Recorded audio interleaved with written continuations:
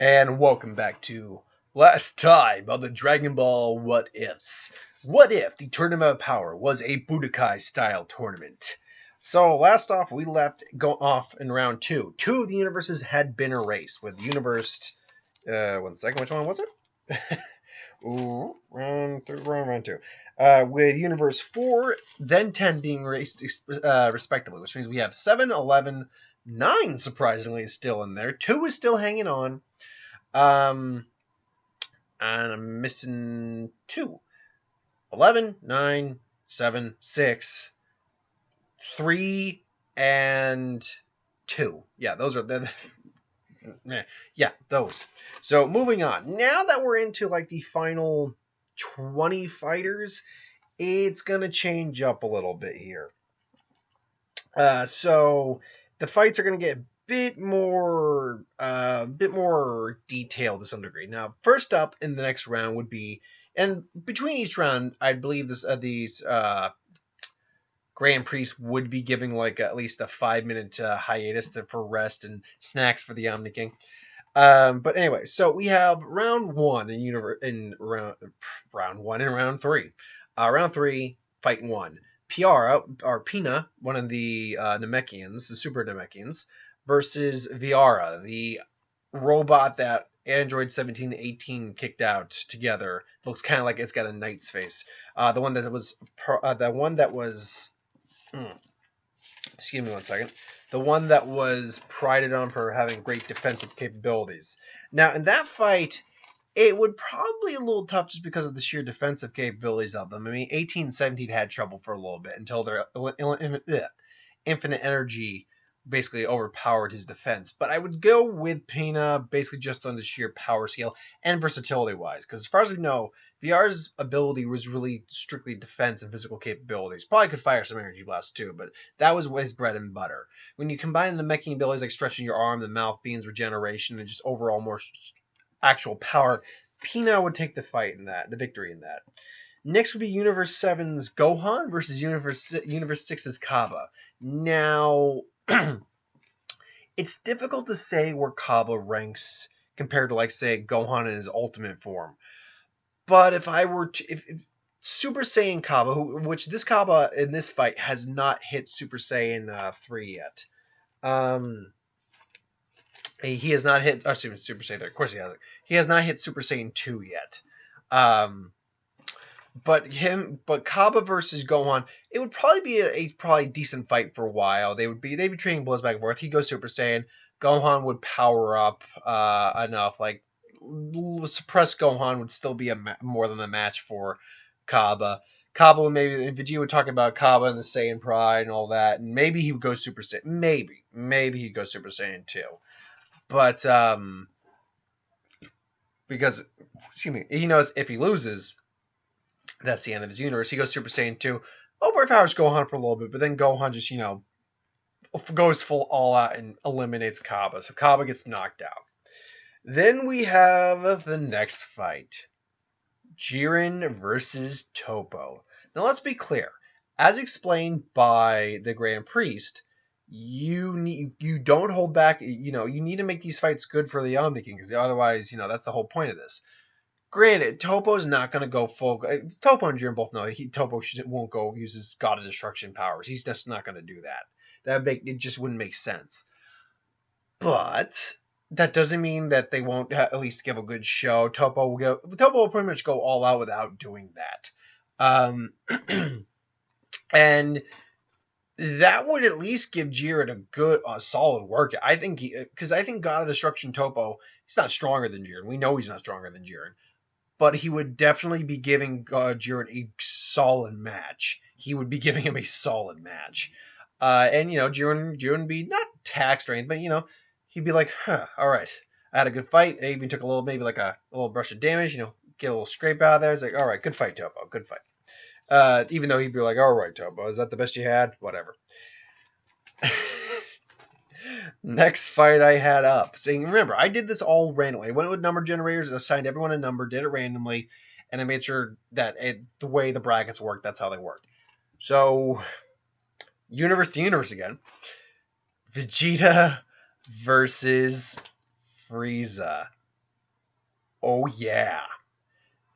So this fight would be awesome because Vegeta pretty much beat the crap out of Frieza prior to this, and the last time they fought. So really, Free this is pretty much payback on their part, and Vegeta getting another chance to kick Frieza's ass. So they'd probably start out light. Vegeta would be Super Saiyan. Frieza would probably be in base form. Vegeta would still probably be the stronger, but not by much. They'd probably go toe-to-toe. Then, of course, it's like, Golden Frieza. And then he's like, Super Saiyan Blue, Vegeta versus Golden Frieza. Now, if I'm going to be honest, I think Golden Frieza, True Golden Frieza, is somewhat stronger than base form Vegeta. Even with Vegeta training, because he and Goku were pretty much on par without the Kaioken and knocked each other's asses clean out. So Vegeta would start to... Now, Vegeta is still the better... Let's be honest, Vegeta is the better fighter, because Frieza was never truly a martial artist, he was a brawler. But Vegeta would be able to counter with skill, but overall they would still be almost even with Frieza pressing the edge. And this would be the area where Vegeta goes into... We'll call it Super Saiyan Royal Blue. His surpass form. He's just like, well, Vegeta, this has been fun. No, I won't. And it's like, I won't let you pay me. I can. And then, he just, he surpasses his limits and goes to Super Saiyan Royal Blue. And after getting pounded by Vegeta, and even Frieza's just like, what? And then just boom, gets a gut punch. Boom, this Vegeta just kicks the living crap out of Frieza. Just beats him senseless. And then knocks his ass out of the ring. So Vegeta would be winded at this point, and he'd probably hurt to some degree, but he would still he'd still win the fight, and there'd be this. And after the confrontation afterwards, would be like, damn it, I helped with this, so you better keep your promise, monkey. He'd say, Frieza, as long as you kept your promise, so I'll keep mine. So there you go. So Vegeta wins that fight, but that one's a hard-fought win right there. And Vegeta is a little tired. But luckily we have these fights to help him regain a little stamina boost. Then we have Frost versus... Oh, crap. Who was it? Frost versus Ribrianne. Who did I have winning this fight? Did I have that winning? Yep. I did. So, Ribrianne is the only member of Universe 2 still in this fight. And Frost is Frieza Clone. Now, Frost is strong enough to fight well enough against base Goku, who could fight pretty evenly with Ribrianne herself. So, Ribrianne really wasn't that powerful. I mean, in terms of like power level and techniques and all that stuff. And Frost is able to at least fight on par, if not probably be stronger than base form Goku in his final form, at least the form we saw. So I think it would be tricky on Frost's part. Ribrianne would be a little bit of a unique opponent for him to fight. I do believe that Frost makes it out of the fight as the winner. I think he probably is a little on the more like winded side, kind of like Vegeta would be, but I think he's the winner. And with that is the erasure of Universe 2. Ribrianne was the last holdout for that, and she loses. So we move on now to to the Bracket 2 fight. Universe 9's Hyosop, the Ice Ogre, who, as he's described, can freeze anything. He's so cold that anything he touches freezes. And he can fire the ice and all that. Versus Maji Kaio from Universe 3. This one is unique. And I say that because... I say it's unique because against most other opponents, Maji Kaio is a difficult opponent. He was giving Super Saiyan Goku a hard time until he went blue and just blasted him away. And was blasted away, had to be blasted away by Jiren of all people. He gave Dispo a hard time. It's because he's basically a liquid metal being that he can't be physically hurt, technically speaking. So against most individuals, that's going to be a problem, that you can't touch him. But because of the nature of a Hyosop, you can't touch him. Touching him would freeze you instantly. It's described that way. Not great, you blast him away with Energy Blast or just quick, solid punch, that's fine. But because he's a liquid metal, he gets close enough to touch him, he immediately is going to start to freeze him. And a liquid freezes a lot quicker than our object, so it's going to be like touching him, and it's going to instantly start freezing up his iron, and he has to pretty much have to take his arm off and, detach, and now he's smaller, and then eventually Hyusope can freeze him stiff and throw him out. So honestly, Hyusope actually wins the fight, which means Universe 9 is going to make it all the way into round 4, which is impressive. Moving on, we have Universe 7's Android 17 versus Universe 6 Simmel, or the other Namekian, if you will. Now, I believe, if I got that right, yeah. This would be another interesting fight. However, I'd go with 17. 17's a better tactician. His energy shield would basically make any one of his attacks, because we could tell the Namekians wouldn't have been strong enough to get through his defense, as Jiren couldn't even get through his defense until he really started cranking it up. When God of Destruction mode. Took God of Destruction level power to break through Android 17's shield, or his barrier as it was. But I think it would be still a solid fight. Android 17 doesn't actually technically get tired, as he has limitless energy, but there is a limit to the amount of damage he can take. And I think he would take a couple of solid hits in this fight, but it would still be 17 who pulls out the win. Now this fight, not this one. Now the next one. Cataplessa versus Kale. Now, this one is interesting. At this point, we have Kale, who... I'm making sure I got that right. Yep. We have Kale, who has... at this point, not mastered, but has learned to tap into her Super Saiyan thanks to Khalifa cheering her on, doing the tingly back stuff, maybe even coaching her on the sidelines. And Cataplessa, who was strong enough to at least go toe-to-toe with Super Saiyan Vegeta. So, assuming she doesn't go straight berserker, then Cataplessa stands a solid chance. However, problem is, at this point, she still wouldn't have... She didn't go into a controlled Super Saiyan until her fight with the Pride Troopers.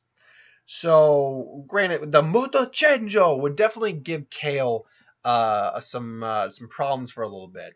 However, eventually Kale will be like, I'm tired of being weak, and then goes crazy. But at the same time, I think she would gain some level of control over. She would gain that form, basically talking about, I'm so weak, and all going over that stuff, and Kale and Khalifa cheering her on, saying, "You'll do it, sis. You can do it, sis."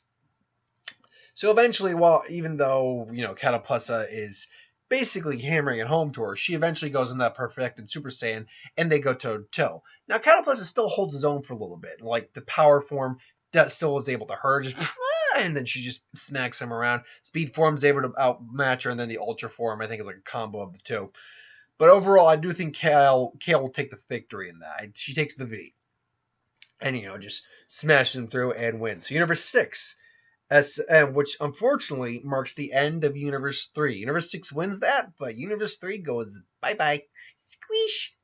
And then we have Universe 9's Chapel versus Goku. Chapel was the Iron Dragon who Goku actually couldn't hurt in his base form. He was tough enough to just tank a base form Goku punch, which, even though base form, is still very powerful. So he could tank that punch no problem. And I think the fight would start like that too, where Goku's testing him out, just do, maybe even gets a couple hits on Goku. Just, whoa, he hits hard. And then, he tries to blast him. It does nothing. Just bounces up raw, moves or flows off him. That's the word I'm looking for. Flows off him, like you see sometimes. It kind of was with Kale or something like that, or Broly. But Goku would eventually just go Super Saiyan and then just knock his ass out. So Goku has yet to be really challenged in this tournament. That's changing next video. Last but not least, we have poor Universe 6. We have Khalifa versus Hit. Khalifa knows she can't beat Hit. Hit knows Khalifa can't beat him. But Khalifa don't give a damn. Khalifa is pretty stubborn and a little full of herself, if I'm going to be honest. It's actually why I grew to dislike her character after. Initially, she was a fun character. I liked her.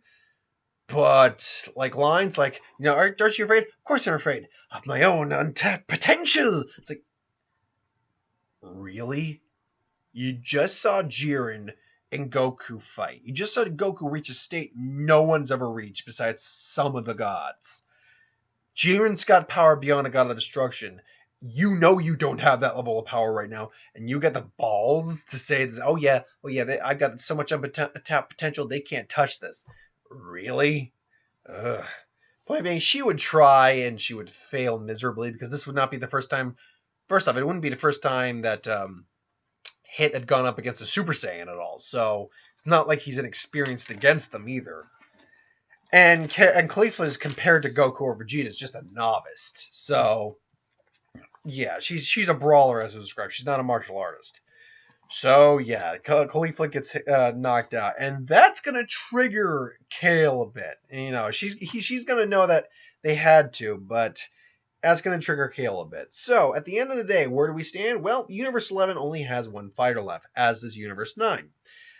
Universe 6 still has 6 fighters, and Universe 7 still has Universe 6 still has 4 fighters, and Universe 7 also still has 4 fighters. That's going to change very quickly. So, with that being said, we're going to end this one here. So that's round 3 of What If the Tournament of Power was a Budokai style tournament. Join us next week for round 4. Thanks for watching. Hope you enjoyed. Like, comment, share, and subscribe. As always, if you want us to review something, put in the comments below. Let us know. We'll do a review of it at some point.